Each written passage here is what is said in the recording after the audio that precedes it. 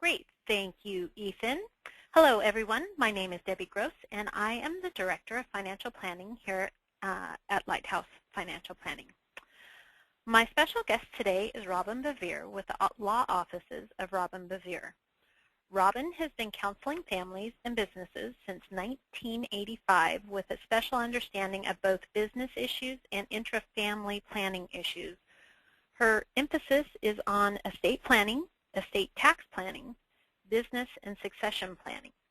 Her undergraduate degree is from the University of California at Davis, and she's earned her law degree from the University of the Pacific McGeorge School of Law. In addition to her very distinguished background and credentials, Robin is the mother of 3 children, 2 daughters who have recently graduated from Cal Poly, and a son who is in his 5th, and she assures me his final year at Cal Poly. Welcome, Robin. Thank you, Debbie. Thanks for having me today. It's a pleasure to be here with you today. So before we get started in our discussion, I'd like to just take a moment and set the stage for today's discussion. Oh, there's a picture, a beautiful picture of Robin. I'm sorry. I was supposed to put that up there while I was reading your bio. In any case, so setting the stage for today's discussion, when we're doing planning here at Lighthouse, I often refer to a framing. The framing that I find helpful when talking about college education is based on 3 questions, and that is, are you in the early stage or late stage of planning?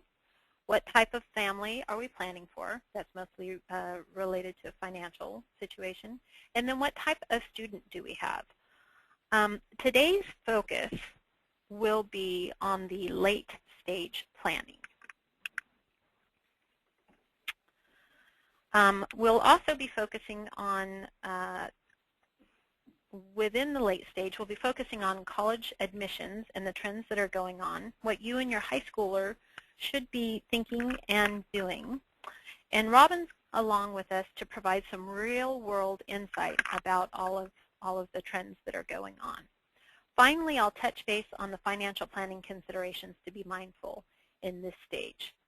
However, to start us off, Robin, you and I have talked about the importance of students becoming aware of their personal responsibility and the importance of the parent to understand the legal shifts that occur during this phase of life.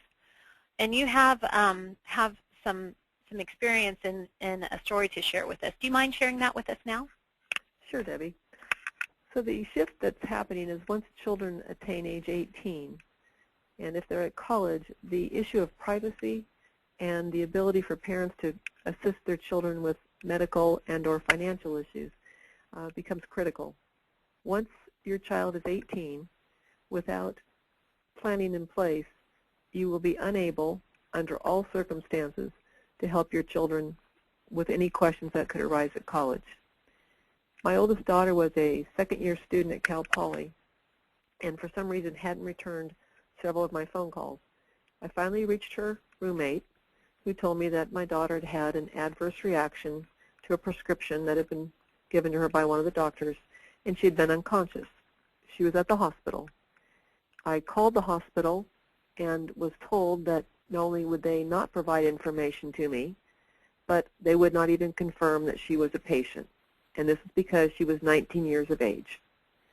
As a mother, I was extremely worried about the situation, and I realized then how important it is for our children to prepare and sign a power of attorney for health care that would give a designated agent, probably a parent, most likely the mother, the ability to contact the medical personnel, the hospital, the clinic, to determine what the status is of an ill child. I didn't have a power of attorney for health care for my daughter, so I was unable completely to get any information.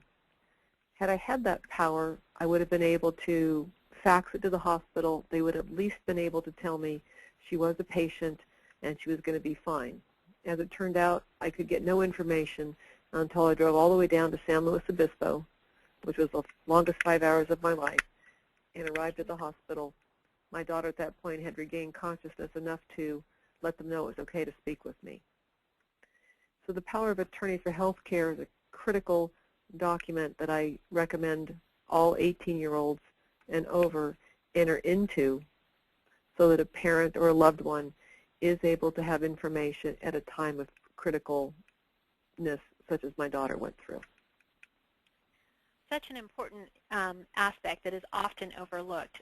When we're talking with our clients here at Lighthouse, this, I am sure to ask this question now, ever since, you've shared this story with me. But, as a parent, I can only imagine the anguish you must have been in to find out that your daughter was ill and not be able to find out any information. So, yeah, your story is a very So the privacy rules are observed by all medical personnel at all times.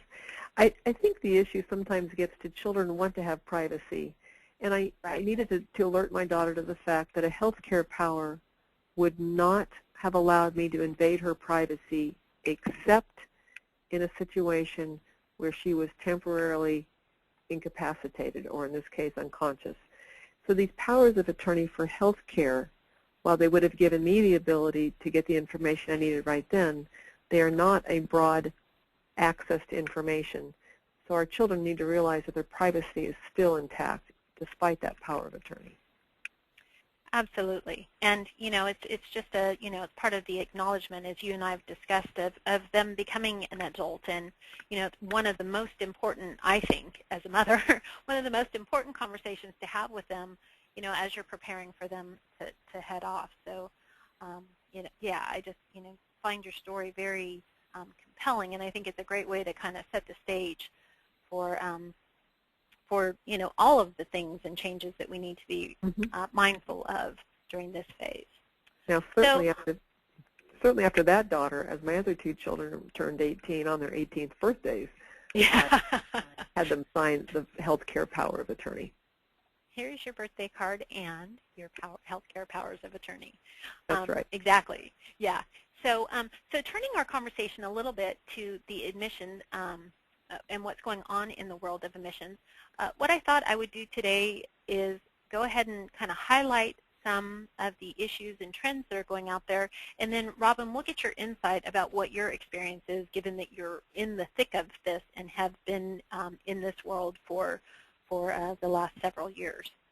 Okay. So what I have up here is, it's a busy slide, and I apologize for that, but what I wanted to do was just highlight some important information. And so that is that schools, they have this prestige element that that helps with their enrollment and the recruitment of the student body that they desire. And so one of the, I have bolded the second to the last column there, which is the regular admittance rate.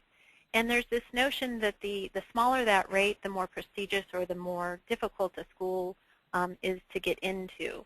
And so you can find this information on a variety of different places in on the internet by Googling admission trends. You can come up with that. But what that does is it speaks to some of the trends that are going on, which colleges have a huge online marketing effort going on right now. The more applications they get, they still have the same number of slots that they're able to award to students. However, if they have a higher number of applicants, then that lowers their admittance ratio, and it adds to their the notion of their prestige. A long-time issue is that we have more qualified applicants than colleges can admit. There's an increase in early acceptances, and I'll just mention real quick that, Robin, you have some experience with early admissions, and we'll get to that in a minute because I think that's important for our audience to hear. What's interesting is that girls as a female population is approaching 60%, so I guess that's good news for the fellows who are there. Math through the senior year is important. Everything I look at, everything I read talks about the importance of your student having a strong math curriculum through their whole high school years. and that's very, very important. Another important aspect when we're looking at admissions is demonstrated interest is very important to the schools.